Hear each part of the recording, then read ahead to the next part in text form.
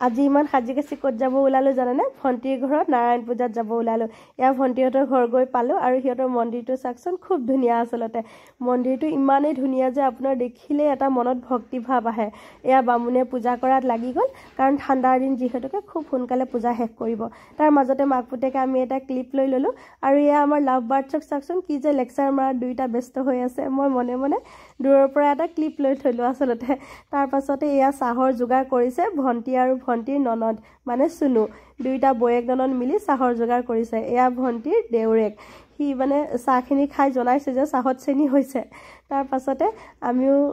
চাহখিনি খাই ললো চাহ খোৱাৰ পাছতে মই এটা বিশেষ দায়িত্বত লাগিলো দায়িত্ব মানে এই পূজাৰ ভোগবোৰ আচলতে বিতৰণ কৰাত লাগিলো কাক কেনেকৈ কি দিব লাগিব তাকে মোক আচলতে বুজাই কৈ আছিলে তাৰ পাছতে ভণ্টিয়ে চাওকচোন কি কৰি আছে